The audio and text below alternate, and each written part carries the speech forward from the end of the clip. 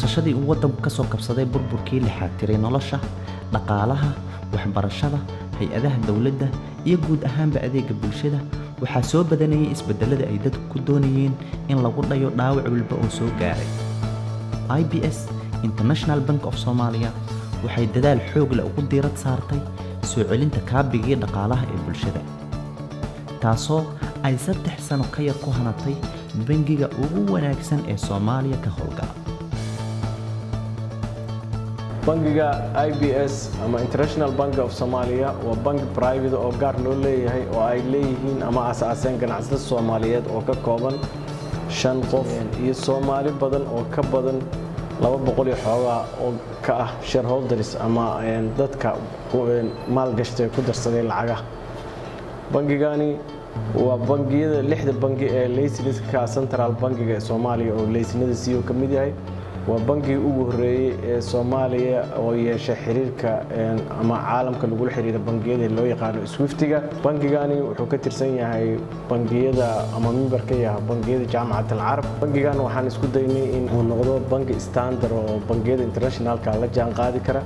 saas darteed waxaan qasab nagu noqotay inaan systemka maanta caalamku isticmaalay ugu dambeeyay aan isticmaalno in IT system.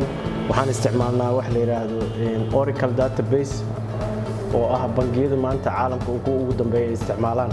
waxaan leenahay internal audit, waxaan leenahay external audit, waxaan leenahay IML, waxaan leenahay KYC oo systemka oo qofka bangi maanta international oo isticmaalaan. ujeedadeenu waxay ahayd investorska caalamka inay Soomaaliya maal gashtaan, marka si taas loo helo waa inuu noqdo bangi standard oo la jaan qaadi kara ayaga. بسم الله الرحمن الرحيم والصلاة والسلام على أشرف المرسلين.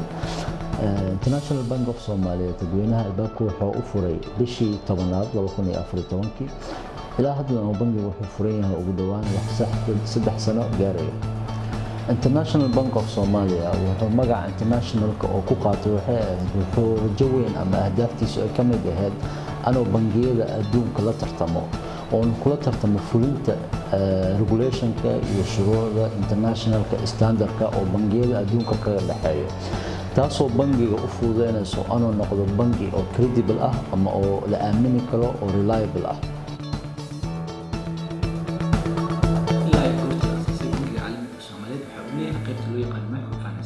microfinance waa adeeg loogu talagalay ganacsatada yaryar iyo kuwa soo koraya.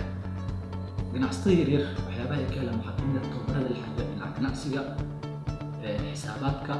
ilaa haddeertan waxaa ka faa'iidaystay maalgelinta ay bixiso microfinance bangiga IBS ilaa 5,000 oo ganacsatada yaryar ah iyo kuwa soo koraya.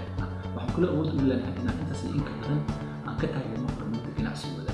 waxaan ugu baaqaynaa ganacsatada yaryar soo koraysa in IBS ay la soo xiriiraan si baahidooda ganacsiga IBS u yihiin.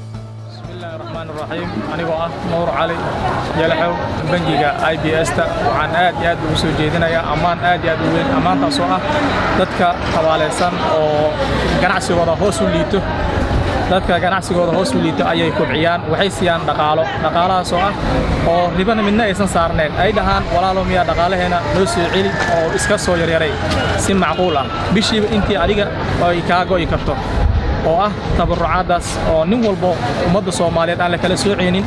ummadda nin walba oo imaadan waa uu la siiyaa qof aan idin loo fiiriheenin oo la leeyahay qofka inuu wanaagiisa iyo damiin inuu la imaado kaliya intaas kaliya kaga xiranta shuruudi kale ma aysan kaga xirno. qof walba waxaan leeyahay oo ganacsi oo bilaabay ama dii kala meel yar yar joogo waa inuu tagaa oo ganacsigaas uu ka soo qaataa. waayo waa bangi aad u fiican, bangi islaami ah waa bangi mujtamaca Soomaaliya hadda uu hor leh oo ku soo kordhay oo dadkii oo walaalahooda ahaayeen oo gacan u fidiyay oo gurmad fiican aniga ayaa kamid ah gacan ay ii fidiyeen anigoon waxba aanan haynin. hadda waxaan sameynay for example investment aan sameynay oo ah waxaan area development ku sameynaynaa. waxaan dhisaynaa 64 guri oo isugu jira waxaan dhihi lahaa area oo community gate ah oo security ah oo sida international standardka dadku ku noolaadaan oo kale loo sameeyay. guryahaas wuxuu ka kooban yahay mid 2 dabaqa iyo mid 1 dabaqa. mid waxaan dhihi villa caadiga, villada caadiga waa $90,000 qiimaha aan gadayno hadda. kan 2 dabaqana waa $145,000. qof walba wuu soo arki karaa wax ka duwan magaalada ay noqon doontaa.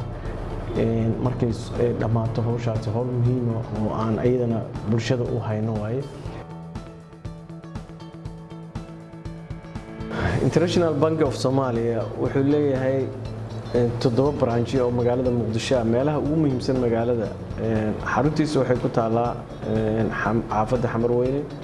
Waxaan dhihi lahaa xarumaha kale waxay ku kala yaalaan Bakaaraha, Suuq Bacaad, waxaan dhihi lahaa Trebiano, Safari Hotel, Airportka, Dekedda. Waxaan rabnaa inaan u gudubno insha Allahu tacaala sanadka soo socda dhammaan maamul goboleedyada waddanka ka jira oo aan ku fidin. Waxaan maamulaha shirkadda Some Interior Home and Office Solution CHOS. Waxaan ka mid ahay macaamiisha International Bank of Somalia IBS, iyadoo maaragtay markii ay kusoo biirtay waddanka ama laga hirgeliyey bangigan caalamiga ah. Waxyaabahan ka faa'iidnay waxaa ka mid ah in bangiga dhigano maaragtay lacagaheena ama qalad waxa loo yaqaan depositka, in bangiga sidoo kale aan lacagaheena kala baxno oo withdrawal ku samaysano, taasoo markii waddanka laga hirgeliyey ay noo noqotay faa'iido aad iyo aad u weyn. لأن maxaa yeelay bangiga wuxuu leeyahay procedure oo caalami ah, taasoo faa'iido weyn noo noqotay shirkad ahaan.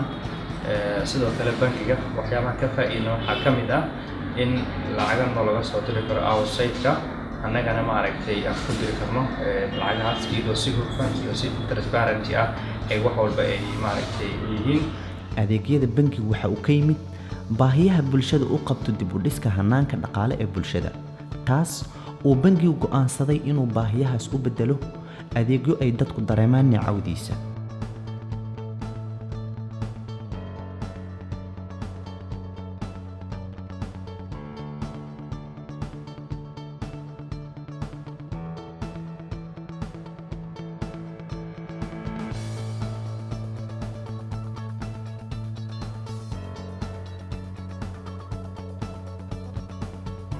bangiga waxaa waqti dheer nagu qaatay inaan helno adeegyada internationalka international online lagu soo galo dadka dibadaha jooga si ay ugu isticmaalaan online-ka. Alxamdulillah hadda waa ku guuleysanay, waa diyaar online-kii, dadka dibadda jooga way isticmaali karaan. Qofku isagoo waddankiisa jooga qofku rabo Soomaaliya jooga lacag u diri karaa, ama isaga account ku leeyahay IBS isu diri karaa lacag hataa isagoo meeshiisa jooga. Sida bangiyada caalamku ay u shaqeeyaan oo kale aan u shaqeynaa. standardka aan ilaalinay iyo guusha aan bangiga ka gaarnay waxay gaartay inaan muddo 2 sano iyo 8 bilood anagoo marayna aan noqono best emerging bank of the year Soomaaliya inaan noqono oo ay nala siiyo certificate aan ku guuleysanay.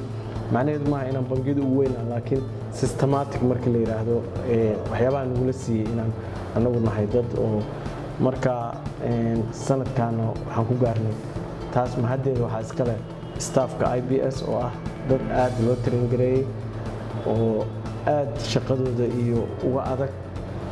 waxaana ballan qaadaynaa an responsibility oo nooga baahdayna xalidooda. waxa uu bangigu leeyahay qorshooyin fog iyo kuwo dhowba uu ku doonayo horumarinta iyo ku soo daridda adeegyo cusub. kaararka caalamiga ah sida Visa card-ka, aaladaha lacag la bixidda ee ATM-yada iyo maalgelinta tooska ah ee guryahaba waa adeegyo uu bangigu ku doonayay inuu ku soo biiriyo adeegyadii hore uu bulshadu u hayay. International Bank of Somalia wuxuu idinku casuumaa qof kastoo Soomaaliya ama ajnabi raba inuu waddanka dib ugu soo laabto oo investment samaysto inuu ka caawiyo information-ka uu baahan yahay iyo business-ka oo ka shaqeynaya inuu ka caawiyo. waxaan leenahay waddanka haddaan la wada dhisin oo dib loogu soo noqon oo qof walba aysan responsibility-giisa qaadan, annaguna wax ma qabsan karno, cid wax noo qabanaysana malaha. marka qof kastoo Soomaaliya waxaan ka codsanayaa inuu waddankiisa ku soo noqdo. annaga diyaar waa inaan caawino, la shaqeyno, wuxuu rabo business-ka ka caawino iyo sharciyada iyo meesha loo maraa iyo uu ku samaysto. xaafadaha hadda security wise oo insha Allah magaaladu way soo fiicnaanaysaa maalinta ka dambaysa. dawlad cusub ah hadda dhalatay oo rabno inay la jaan qaado sharciyada internationalka loogu talagalay finance-ga ama maalgashiga shisheeye oo dhan waa la ansixin doonaa sida ugu dhaqsaha badan. haddii sharciyadaas ay dhamaadaan ha noqon qofka ugu dambeeya yimaado. waxaan rajeynayaa inaan noqotiin qofka ugu horeeya yimaado. waa mahadsantiin.